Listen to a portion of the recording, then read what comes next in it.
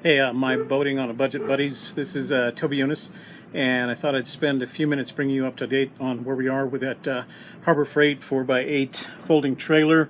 I think today, with the greasing, the packing of the wheel bearings, I'd say I'm pretty much finished, and it's ready to rock and roll. So let me flip the camera around and show you a little bit about what I've done. Okay, so here we are with the finished project. I put a deck on it. The deck is a 1/2 inch thick finished fir. I went with a 1/2 inch since the boat that I'm going to buy only weighs 100 pounds. I didn't feel like I needed the 3/4 inch thickness plywood. I covered it with 2 coats of Olympic waterproofing stain, and I used 5/16 by 2 inch carriage bolts, and I had to use lock washers and nuts because the nylock nuts wouldn't let the carriage bolts seat. You'll need, if you decide to do it this way, you'll need 18 of them. Carriage bolts, lock washers, and nuts. The other decision I made was there's no sense that I'm ever going to be building stake sides for this particular trailer. It's going to be designed to carry the boat and nothing more than the boat. So rather than put the stake holders on the trailer, I mounted these eye bolts onto the trailer. There are, of course, 8 of them, 2 on each side, and I'll use them with webbing to hold the boat down. I got those from Amazon. They were a pack of 10 of them was $22. Adding to the trailer, I bought the Harbor Freight spare tire and spare tire mount. The mount was $30, the spare tire was $60, but I used a 20% discount on each one of them, coupon, and so I got them for $48. I also added the trailer jack. I think it was like $25, but with a 20% discount you get it for $20. So those are the only changes I made to it.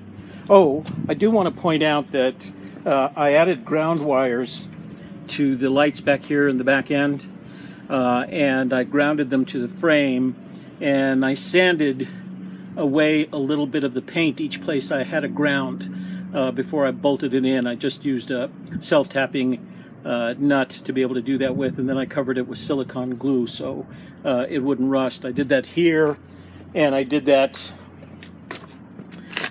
behind the side lights, and then I did it on the I sanded away, and you can see that just a little bit through the glue. I sanded away the paint here for the front, and it passed inspection. I do have my state tags, so I was real happy with the result. Lights work fine. Everything works very nice. So the 4x8 fir I had cut down to the. I had 3 inches cut off the long side, so it's actually 96 by 45 inches, and that 45 inches pretty well seats it between the frame rails. And again, I'm not going to be real picky because all I'm carrying is a boat, but it fits very nice, and I didn't have to do any additional compensation for sticking up nuts and things like that. I do want to point out some of the tools that I used that were very helpful. I went and invested in the Harbor Freight impact driver, the battery-powered one they're made by their brand, the Drill Master brand. I already had a Drill Master portable drill, so I had a battery, but I went and got a second pack anyway. And if you're going to do this all in one morning, you're going to need the 2 battery packs. But that tool saved me half the time it took. It's just a very convenient tool. And then I went ahead and bought the 10-piece 1/2 inch impact driver in metric. And the other thing is that all the nuts, or not all the nuts, but 95% of the nuts that you have to tighten are between the frame rails. And so I highly recommend an offset set of metric box wrenches rather than a flat set. Those are really helpful. You'll need an adapter for the impact driver to mount the sockets, but that's about it. Those tools were really, really helpful. It took us about 3 hours, my friend Kevin and I, with his wife's help.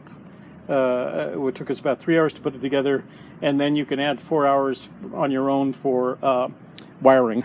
That just took a little longer, but I'm real happy with the result. It's going to do exactly what I want it to do, that is carry a boat, and it's going to be making a trip here in the near future because I'm buying the boat from Dick's, but they don't ship to store. Their shipping fee is $120, but they'll ship it to a store.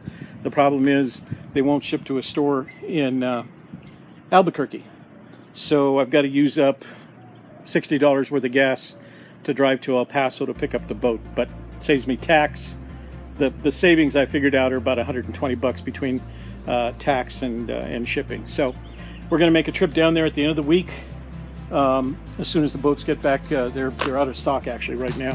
So as soon as they get back in stock, we're going to make a trip down to El Paso, 275 miles or so, and pick up the boat, bring it back, and test out the trailer. So I'll give you a rundown after that to tell you how it all went. Thanks for watching. We'll look forward to seeing you in a future video. Please subscribe and please like our videos.